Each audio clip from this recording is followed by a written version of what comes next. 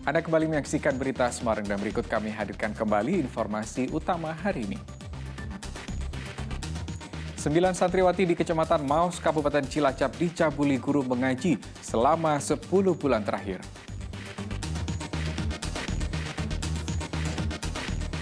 Tergerus arus sungai akibat hujan deras, jalan nasional di jalur selatan yang menghubungkan Jawa Tengah dan Jawa Barat putus akibat longsor.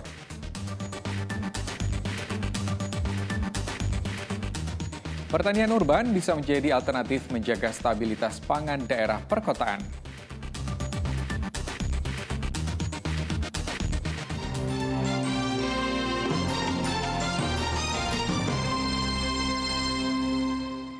Ya, stabilitas pangan dengan bertani menanam kebutuhan pangan menjadi salah satu pilihan untuk menghadapi resesi. Di wilayah perkotaan ternyata bisa menjadi tempat untuk bercocok tanam lewat pertanian urban.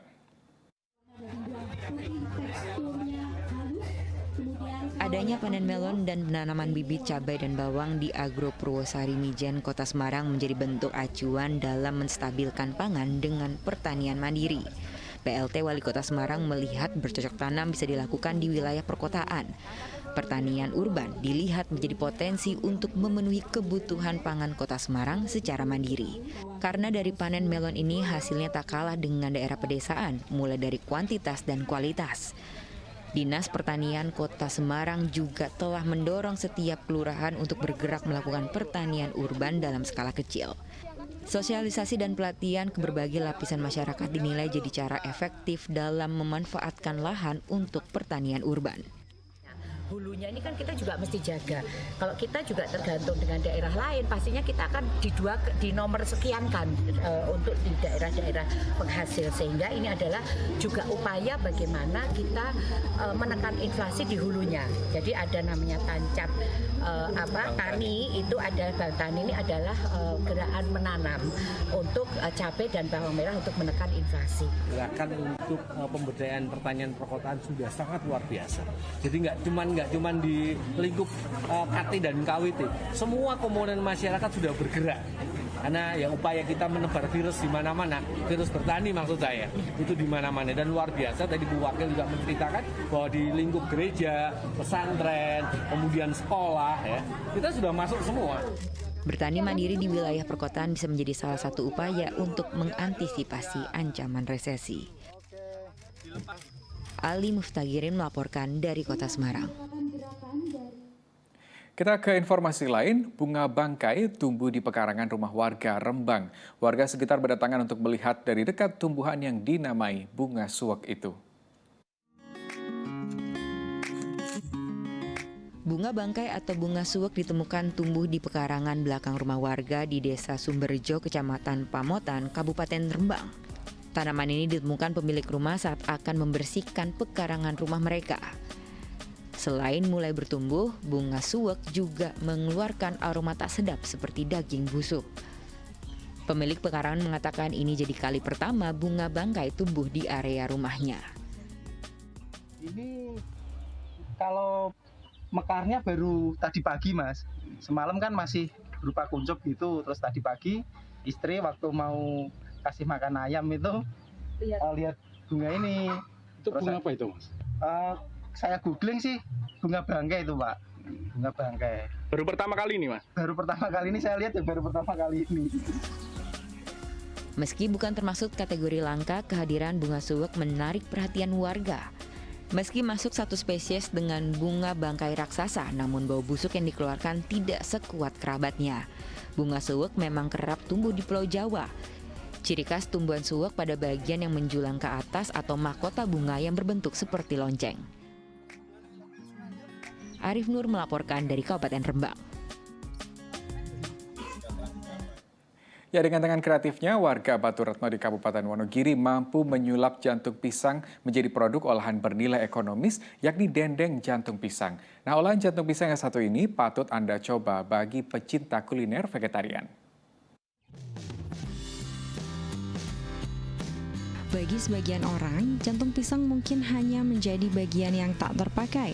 Namun di tangan Sari Noviasi, warga Batu Retno, Kabupaten Wonogiri, jantung pisang justru mampu menjadi pendulang rupiah. Siapa sangka jika diolah dengan bumbu, jantung pisang bisa menjadi camilan atau olahan makanan. Ide pembuatan dendeng jantung pisang berawal dari keprihatinannya terhadap lingkungan di wilayahnya karena banyak jantung pisang yang tak terpakai. Kebetulan lingkungan saya sekitar itu banyak jantung pisang yang berserakan, nggak kepakai. Jadinya saya eksperimen di situ.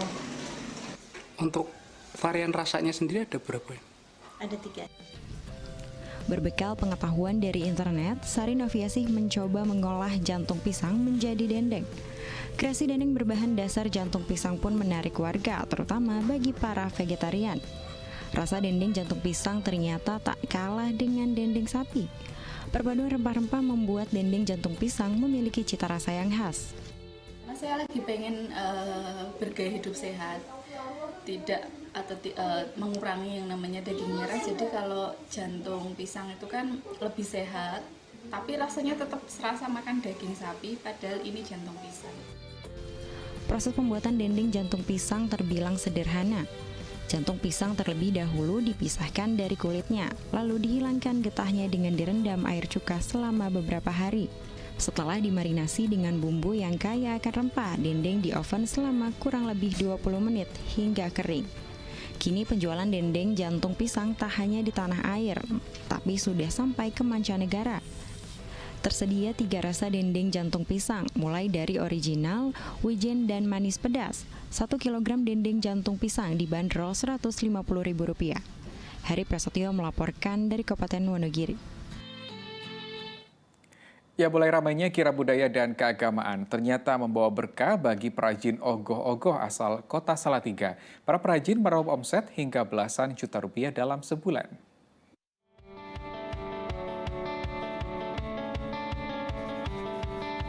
Inilah kesibukan sehari-hari Imam Bintoro, warga perumahan Tegal Rejo Permai, Kecamatan Argomulyo, Kota Salatiga. Setiap harinya ia membuat aneka kerajinan budaya dan keagamaan seperti ogoh-ogoh hingga replika rumah-rumahan. Usahanya ini kembali bangkit setelah sejumlah festival kebudayaan kembali digelar karena pelonggaran PPKM COVID-19. Karena menjadi satu-satunya pengrajin ogoh-ogoh di Kota Salatiga, pesanannya datang dari berbagai daerah. Baginya, membuat kerajinan ini menjadi hal menarik karena setiap bentuk memiliki makna tersendiri. Ogoh-ogoh ini bentuknya lebih cenderung seperti raksasa yang melambangkan pada suatu hal yang tidak baik seperti angkara murka, iri, dengki, dan lain sebagainya. Kerajinan budaya ini memerlukan bambu untuk membuat kerangka, lalu kertas koran, dan pernak-pernik tambahan. Usaha ini tergolong menjanjikan karena untuk satu harga kerajinan bisa mencapai 2,5 hingga 8 juta rupiah tergantung ukuran dan tingkat kesulitan pembuatannya. Dengan semakin ramainya kirab budaya dan keagamaan, dalam sebulan Imam Bintoro bisa mengantongi omset hingga belasan juta rupiah. Yulianto melaporkan dari Kota Salatiga. Ya, informasi tadi mengakhiri jumpa kita hari ini. Atas nama rekan yang bertugas, saya Rusdi Maulana mengucapkan terima kasih atas perhatian dan kebersamaan Anda. Selamat beraktivitas dan sampai jumpa.